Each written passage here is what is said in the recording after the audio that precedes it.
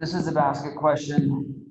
How do we balance feeling normal reactions to people who hurt us and also feeling charity and compassion and Christ-like love towards them? Second question on here. Isn't anger healthy as a part of working through being mistreated? Not a great question. Who in here has not been mistreated by somebody at some point?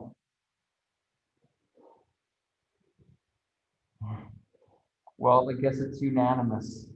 We can all identify, right?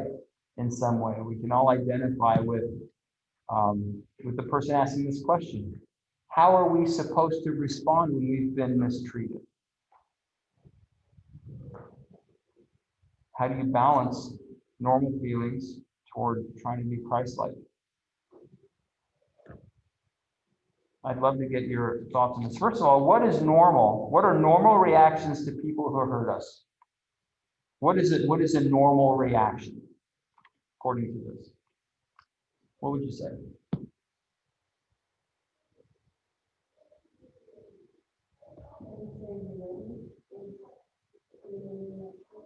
Okay, resentment. Good. What else is normal when you've been mistreated? Frustration or annoyment, depending on the level of how mistreated you are. Mm-hmm. Okay, good. What else? Confronting what made you. Okay, so that's one possible reaction is like confronting it. If you don't want to confront it or face it, then what else could you do? What's the other option? Either you face it or you don't, right? Is that a hand? Yeah. What's that? Being hurt by others. Are you saying that's a normal reaction to being hurt? Being hurt, like they did something that was so wrong. Yeah. Okay. Like to feel pain about that. Good. Uh-huh. Yeah. Retaliation. Revenge. Well, I think that's human nature. It's human nature. Something hurts you, you want to somehow, because you feel pain, you want to get you want to make sure justice is applied, right? Isn't that what that is? I want to take justice into my own hands and apply justice. I feel pain, so therefore, because you caused it, you should feel pain too. You should have a problem too. Yeah. I think it's also part of why does this have to happen to me? Mm. It's so unfair, right? Feeling of injustice in the universe. Why did this bad thing have to happen to me or to somebody I love? That sense of unfairness or injustice. Mm-hmm. Anything else? What else are normal reactions when we think we've been wronged? Okay, I think you've done well. So then so I want to think about for a second, if you've been hurt and we've got some good reactions, how is fear at the center of resentment or retaliation or feeling like the world is unfair? It's unfair, why me? At the center of feeling pain. Have you thought about that? Like, usually anger is the face of fear. So if anger isn't the first primary emotion, it's a reaction, it's secondary. And the first one is usually fear. So if you can think about the thing that has made you angry, like how is fear at the center of anger? I'll give you a hard one, because I'm not sure about this. Mm-hmm. So I got frustrated because my brother was whining about how his arm hurt from a flu shot, and we all had gotten that same flu shot, and none of us were whining. So I'm not sure the fear is at the root of that anger. I think that's just more like I'm annoyed Why are you annoyed? because he's whining. What does the whining do to you? It frustrates me. I don't know that that's the thing. I don't Yeah. know. It just makes me annoyed. Uh-huh. Okay. Can anybody, that's great. And thanks for making an example of yourself. It's helpful. Yeah.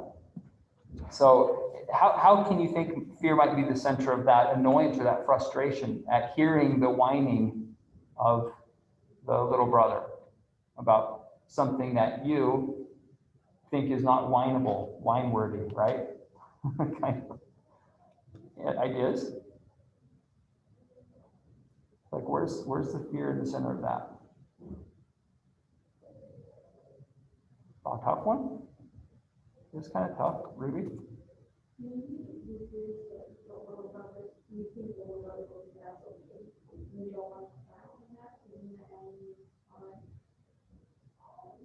Maybe, yeah, maybe it's like, okay, this is showing weakness on his part, right? Okay, so it's like his whining shows that he's weak. Him weak means what for you? It means you might have to take care of him. It means it might mean if he's weak, that might mean extra work for you. So you want him to toughen up so that he can handle life better. So you may not have to like deal with his weakness in your life. That's a possibility? Maybe it's clear that it might reflect out to other people in the house. So if the little brother's one, other people might start kind of like whining or having a bad word or something. So Like people within the home or people outside the home? people in the home. Okay. Okay, so fear that his whining is going to cause distress among the other family members, and then that's also going to cause problems. Is that kind of what you're saying? That leads to more problems inside the home. Could be. All right, other ideas? I think we're moving in a good direction. I think maybe it's like fear of not having peace. Like you want it to be peaceful and quiet and happy. And so when I hear that, I'm afraid that I'm not going to have the peace and quiet that I enjoy. And he is taking that away. So I'm afraid I'm not going to have peace. Therefore, I'm angry at the thing that is disturbing my peace. Because I'm afraid I might not have that peace. Yeah.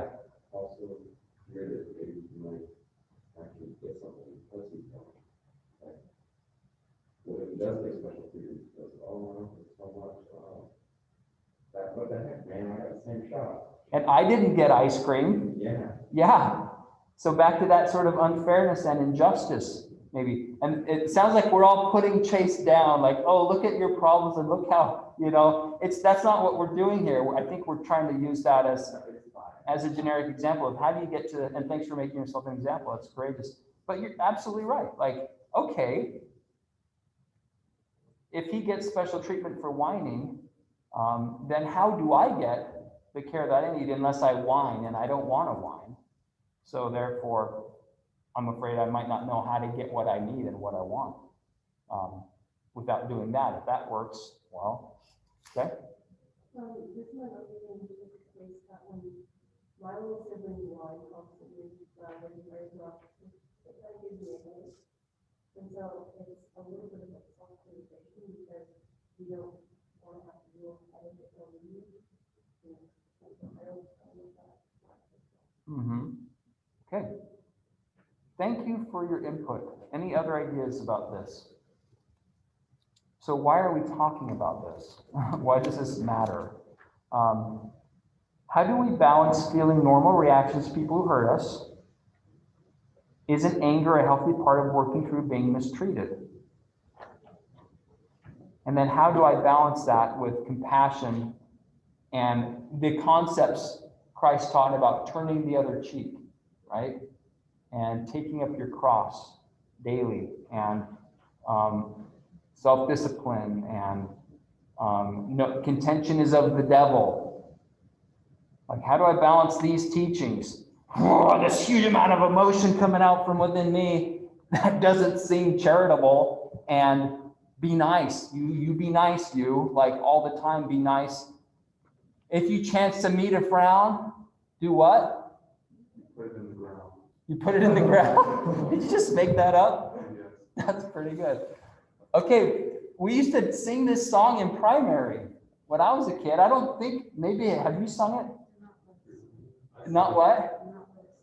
If you chance to meet a frown, do not let it stay. Do what? And what? Smile your frown away. It's like, what? It's like, pretend like everything's fine. Just keep smiling. Like everything. There's no room in your life or in this world or in this culture for being upset or being angry. Like, shut that down, because we want you always smiling. We like you when you're only smiling. And if you meet a frown, well, put it in the ground, bury it, like turn it upside down. And like, is that healthy? I don't think that's very healthy. And it's not what the scriptures show. It's not what they support. So how do we deal with this? Like, all of us, and especially you guys right now, aren't you? There's a lot of stuff going on inside you. There's a lot going on. And I know that because I've been in your shoes, and I'm very close to people who are in this age group. And so it's like there's a lot happening emotionally inside you. And what do you do with that? How do you manage the big feelings that you're dealing with? Sometimes so big that, remember the question we had Tuesday. It's like, what happens to people who hurt themselves? The feelings are so huge that it's like the only thing I can do to help is to hurt myself. I'm thinking of like cutting or like other sort of habits that tend to release some sort of built up angst, but not in a healthy way. And so it's like, what do I do with all this happening, you know? And you feel that way sometimes. What is a good way to deal with that? You had your hand up, and I don't know if I missed the chance, but is it still there? It's still relevant. Okay. I think that I was going to just answer the second question. Well, kind of how I think about it. Fear is kind of like a primal thing. Mm-hmm. It's something that's like human nature, and we're taught we really shouldn't be following human nature. It's a survival thing. Yeah, it's a Okay. survival thing, Mhm. but it's often something that isn't correct. Like, you can fear a lot of the wrong things, or fear something that isn't something you need to be afraid of. And it also causes a reaction. Other emotions don't really cause a reaction in most cases. This is more of like an immediate fight or flight. You need to do something. It doesn't just say, okay, so stand here. Mm-hmm. In most cases. Mm-hmm. So if we can learn to control fear, and then we'll be able to control our anger. Because if we're not afraid of something, then why should we be angry about it? Mm-hmm. I love what you said there. Like, you have to be afraid of the right things. Like, to be afraid of not being popular, be afraid of not being accepted, being afraid of like certain things. Like, you got to be afraid of the right things. Be afraid of the right thing. Don't be afraid of the wrong things, because it'll lead you down the wrong path and have the wrong reaction. So I really appreciate that you are talking about, you can't eliminate fear. You probably can't eliminate anger or frustration. Like, that is going to be part of life. It always will. Things will happen inside us, from within us, and from without us that are going to create conflict. Like, I didn't erase this from last time because I thought we would continue the conversation a little bit, but like, peace didn't last long because a contention came among them. Remember these stories about Moroni and the kingmen? It's like they were working for peace, but then just stuff happens that creates that contention, that friction, that problem, that fear, that anger, or that whatever that feeling is that destroys peace. Okay, that's going to happen. It's going to keep happening all your life. And especially right now, things may seem angsty. There's a lot going on around us, a lot of fearful things happening. Plus, there's like all the changes happening inside you too. And it's like you're becoming a whole different person. You're between like, you're somewhere between like the caterpillar and the butterfly. It's like you're in this metamorphosis sort of stage of life. It's like I'm not a child and I'm not quite an adult yet. So I'm like in this cocoon and I'm like trying to figure out how to come out and be a butterfly. Yeah. Well, I don't know if this is like a perfect analogy, but we'll see. I kind of thinking about the law of science that every action has an equal and opposite reaction. And how if you're reacting to something, like if something makes you mad, then being mad is your reaction. And then if you want to control your anger, like Chase said, you then think of the anger as the action, and you need to come up with another reaction to balance that out and not be angry. Okay, excellent. So that's a really good technique. So it's when you think or feel something, it's always a good idea to challenge it, to question it. Say, where does this come from? Why do I feel this way? What is the root of this? And what am I going to do about it? Do I have to react in the first way that I feel like I want to react? Somebody hurt me, I'm going to hurt them, right? Somebody takes something from me, I'm going to take something from them. Somebody's wronged me, I'm going to definitely do everything I can to wrong them back. Somebody's made my life a little bit of hell, man, I could really dish that out too. So just watch out. You got it coming. Like when we feel feelings and thoughts, like it's a really good practice. Be like, okay, what is this? Where is this coming from? What am I going to do with this? Because I don't have to do everything I think. I don't have to react to everything I feel. And I have to be sensible about it. So how do we learn from Moroni? Okay, there was not peace long, contention came up. Over here we've got this land dispute. Give me your tots, stop taking my stuff. And then over here we've got political dispute. Don't tell me what to do. You can't make me. We're better than you. Like we've got these things going among the family, among the people. And so how does Moroni solve these problems? What does he do? First of all, Moroni is what?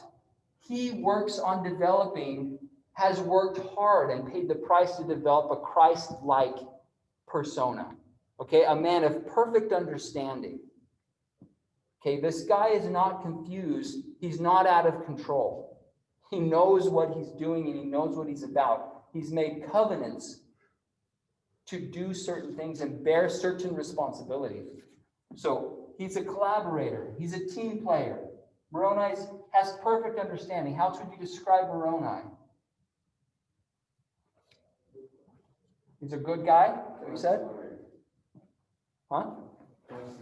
Christ-like.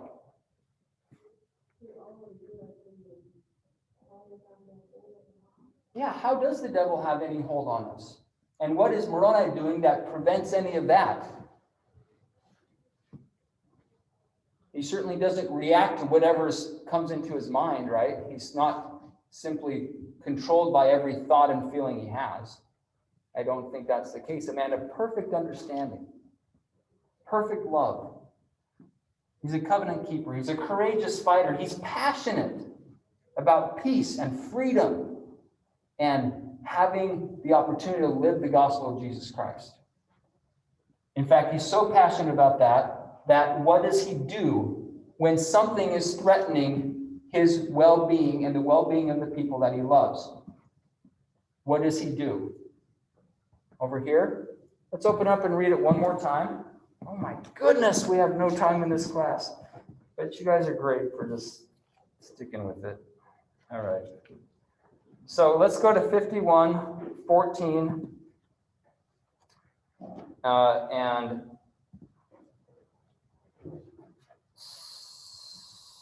17. 51, 14, and 17. Open up your scriptures and hopefully you have something to write with too. Emma, would you mind reading for us 51, 14?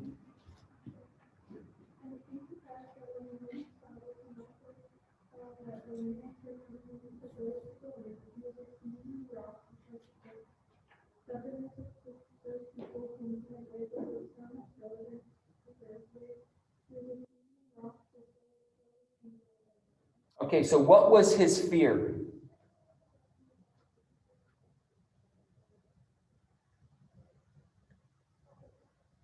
Something happens, the kingmen aren't going to take up arms to defend their country. What's his fear?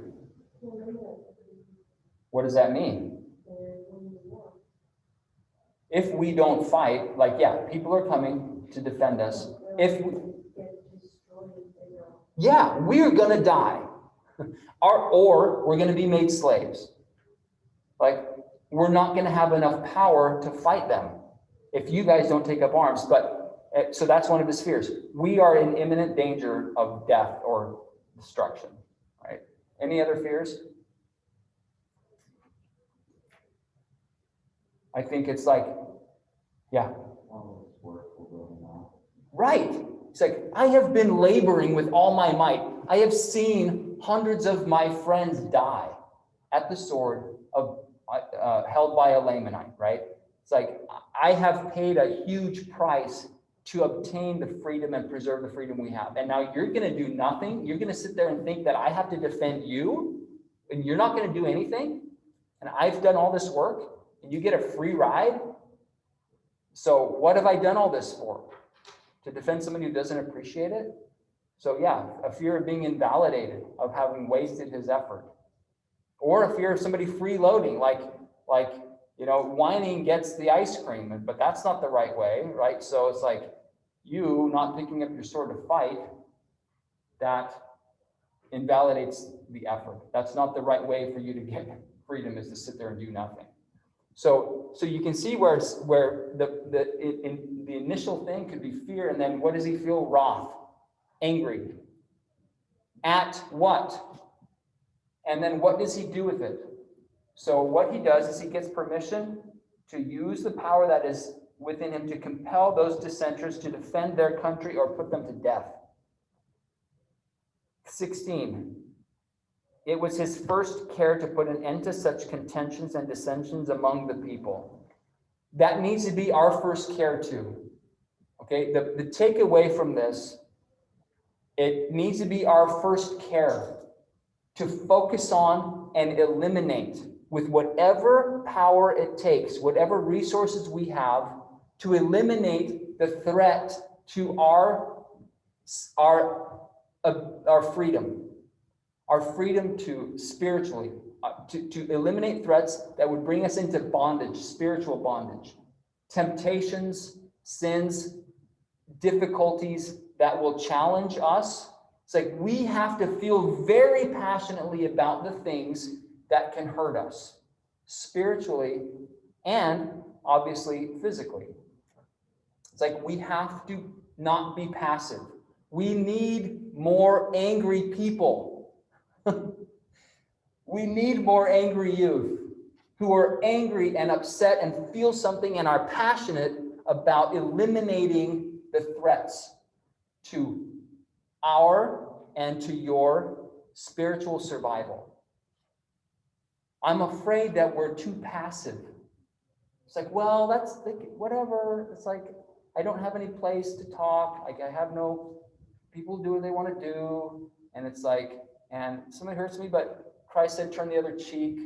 And, to that contentious. So if I'm feeling contentious or I'm feeling like there's a problem, then I need to back down. I need to just take it. It's like, no. It's like you need to stand up for what you feel is right, and you need to stand up for you and what is good for you. Now, always do what Jane said and think about your thoughts and think about your feelings and make sure you're on course, that you're on target, okay, that you're afraid of the right things. And then you have to have the courage to stand up and say something and be a force for good for yourself. Your hand was up so long, you switched hands. I think a lot of people believe that when they're angry, then it just aggravates whatever's going on, it makes it worse. Mm-hmm. And so that's why they're like angry, and I'm not angry, and I'm just gonna be angry here and not do anything about it. And that is why, like, you still have problems because they don't have the courage to just aggravate and become more violent. Mm-hmm. We're afraid to stand up sometimes.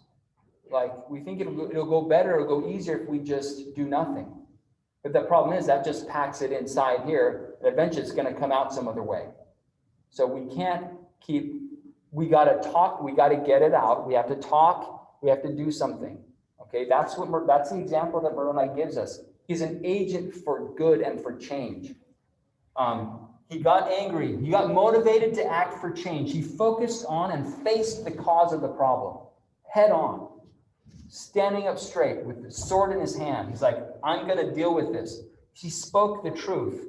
We have a right to be free from bondage. We have a right to not be slaves to the devil, right? I have a right to be free from sin, to be spiritually free. He prayed for help. He acted righteously and courageously to solve the problem, and he trusted God entirely to support him because his cause was just. Yeah. Do you think that he would have done it if he hadn't had it granted according to the list of people? What do you think? Why did he have to do that? Why didn't he just go with the army and... Well, I'm not sure. I think that he probably would have because it's something he believed in. And he knew that it was the right thing to do. Like he knew that that action was going to bring the reaction that even though people might not have wanted there to go to war, they wanted that action to get that reaction. But go to war against who? The Lamanites that were coming. No, this was a petition to go against, it's a civil war. It's a petition to go put down your cousins and your aunts and uncles who are not supporting the cause of freedom, who won't fight, right? So it's like, that's a big deal. He can't just take the army and go start killing their own people. Like, he has to make sure that the people agree with this, because otherwise he's starting a coup. He's like creating a faction of his own. He's becoming a military dictator. You know, so I think he thought the right thing to do is to make sure that there's consensus. They do all things by the voice of the people there. But his position gave him the power to do that. He was acting in the responsibility he was given, I think. But how does that apply to us? It's like we have to get upset at the things that will destroy our freedom. Okay, our peace. We have to care enough about them. How do you balance that with being Christ-like? Well, you don't let your anger make you hurt people. Like you don't lash out in vengeful ways. Like you don't do things that are going to, you don't let it make you get bitter, resentful, cynical, angry at God, suppressing your feelings. Like those aren't good ways to handle when things go wrong. That makes things worse. We have to go after and eliminate the things that are causing the problems. How do you balance that with Christ-likeness?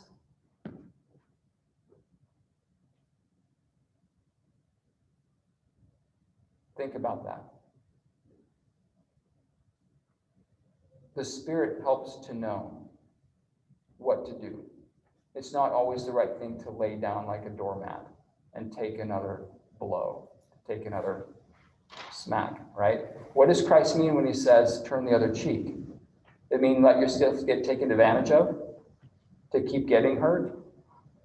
Like when we get hurt, it creates a map in our mind. We're like, that thing, that path over there, that's a dangerous thing.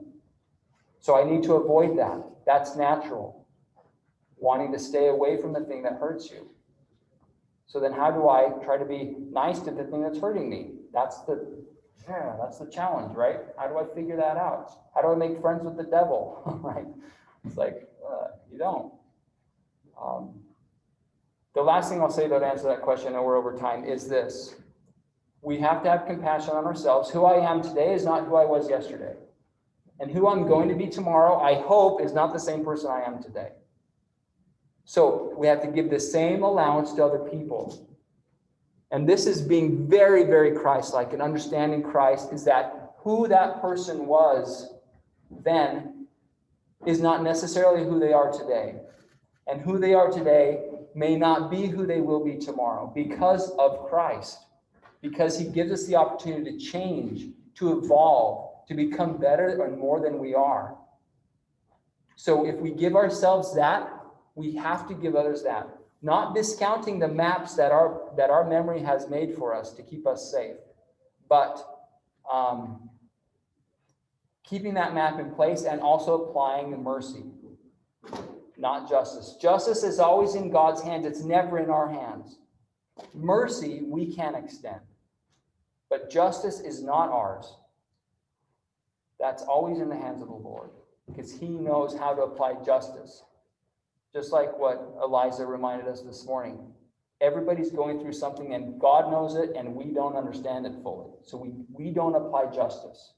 We watch out for ourselves. We keep ourselves safe. We follow our map. But we also apply mercy and say, okay, I give you the freedom to change. That, say somebody hurt you. The person that hurt me, that's who they were then. Are they the same now? Do I have evidence of that? Do I have to hold it against them for the rest of their lives? Or is the person allowed to change, just like I'm allowed to change? Can Christ heal that person and fix that person the same way he can heal and fix me? So that's how we let Christ-likeness apply. Is not holding that grudge. It's forgiving, but not forgetting. Forgiving. I'll leave that with you in the name of Jesus Christ. Amen. Closing prayer was, okay.